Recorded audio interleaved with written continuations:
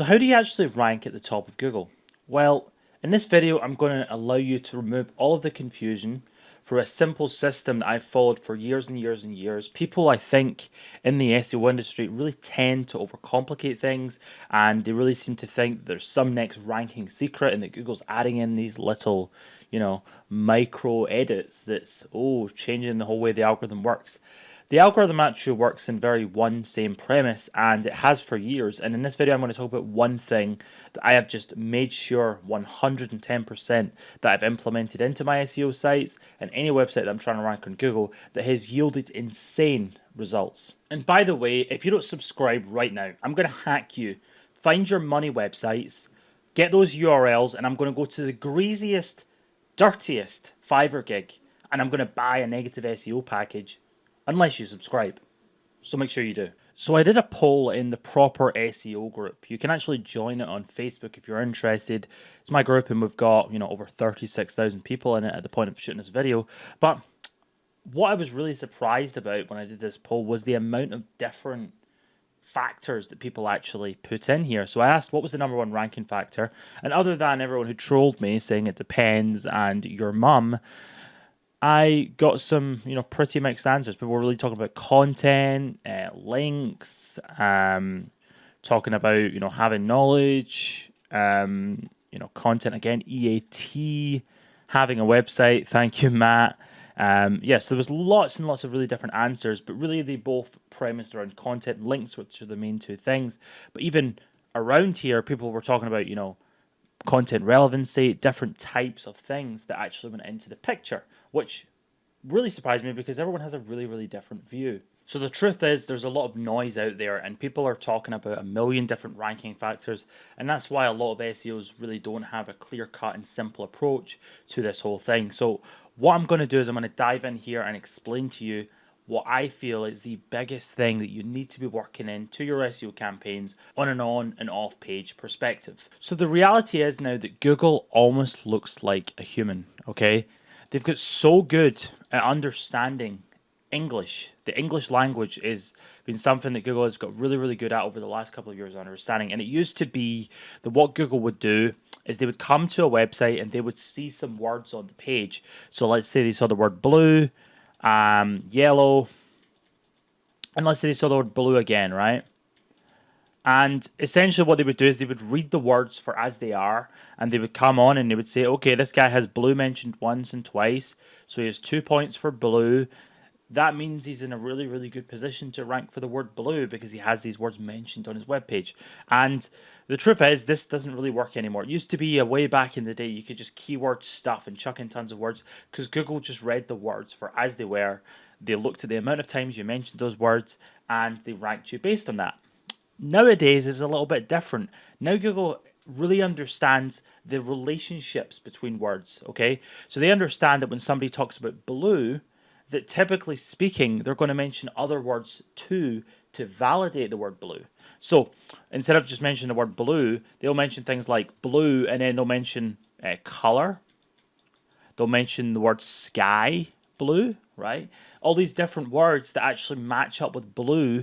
And the more of these kind of words you have, the more Google actually validates this and gives you more credit for using the word blue and ranking for blue related keywords. Now, the reason why this change was such a good change from Google's perspective is because it means that people can't manipulate the SERPs as much, because really to go in and write about a topic, you can't just come in and say a word 100 times and actually get credit for it. You actually need to know a little bit about the topic and have a writer who knows about a different topic that can mention all of the different words around that word.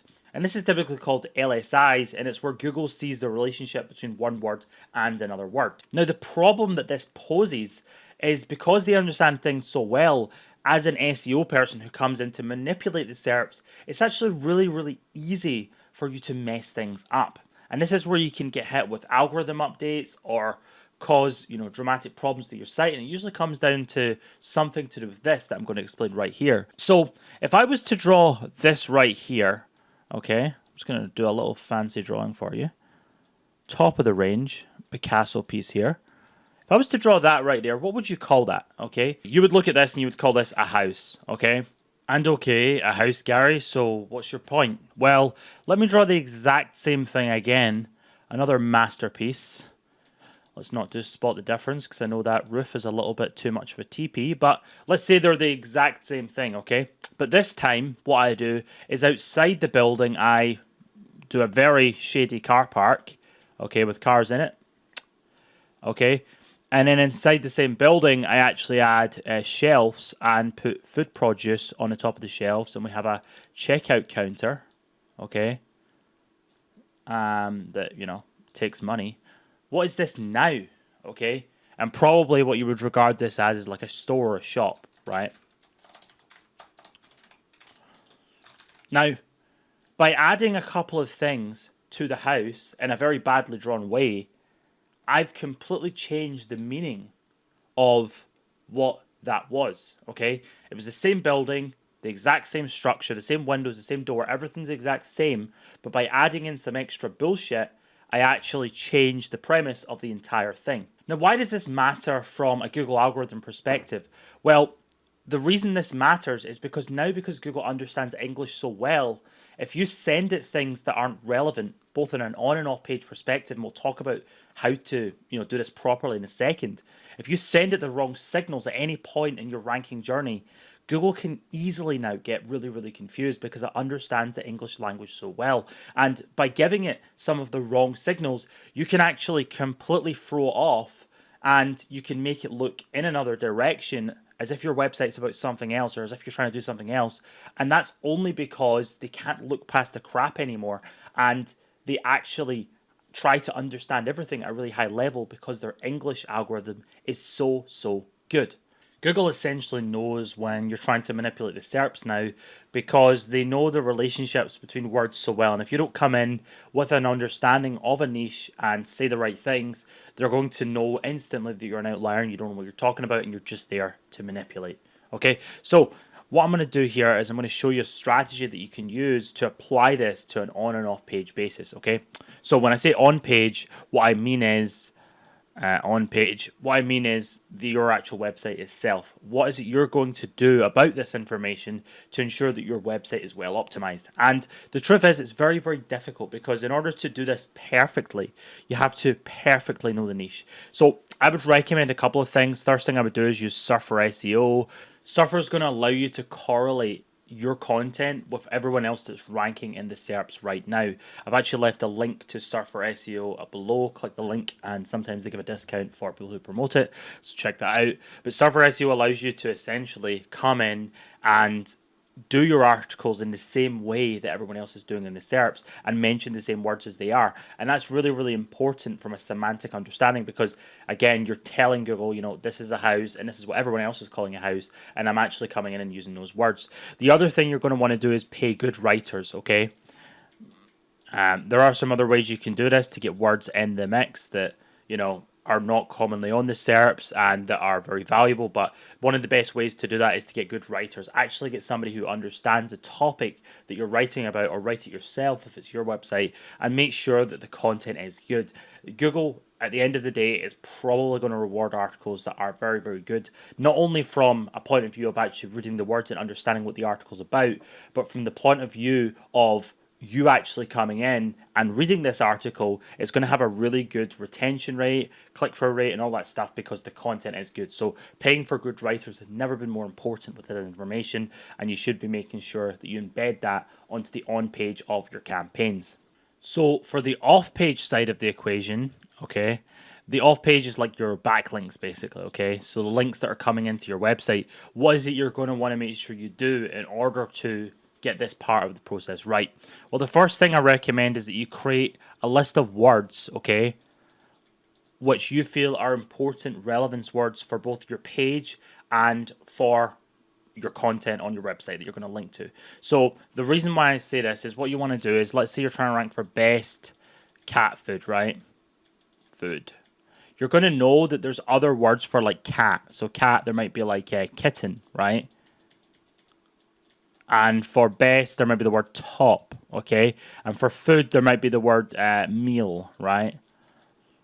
So top kitten meals, like there's all sorts of different words that you can have for each keyword that you're trying to rank a page for. So what you want to do for each page and for your home page is try to figure out what all these words are and actually write them down in a list, okay? From here, what you can do is you can work these different words in to your backlinks. So for example, if we look here, this is just 10 beasts I've just pulled up here just to show this example. They've actually got some backlinks here, like this link here, Hori Racing Wheel Overdrive Xbox One accessory. So the title tag of the page that's linking to their new article is actually about what the page is about, okay? That's going to typically be a very good backlink because it's very relevant, okay? And what I say to do is essentially you want to find all these different words, okay, that fall into the premise of your article, and you want to actually work those words into the off page of the links that are coming into your website in the try and get them in the title tag. Those are the kind of best places. Get them in the anchor text, get them on the on page and the H tags, all that stuff. Make sure these words are mixed into the backlinks that point to your site. So no matter what kind of backlinks you're actually building, you want to be mixing in all of these different words, okay? So for each page you have a range of another 10 words. That gives you a bunch of words that you can actually use and implement into your off-page strategy to actually, build up proper relevance and understanding. Because at the end of the day, as I explained before, Google now understands the relationships between words. And if you have lots of different words which essentially say the same thing, and you put that together in your articles and you do that perfectly, Google's not going to get confused and they're going to really understand, okay, this is really about best kitten food because you've used all sorts of different phrases and words to validate that rather than just saying, quite simply put, best kitten food. So I hope this video was useful. I really appreciate you checking it out. Make sure you subscribe if you haven't already and like the video if you want more just like this. I'll see you in the next one.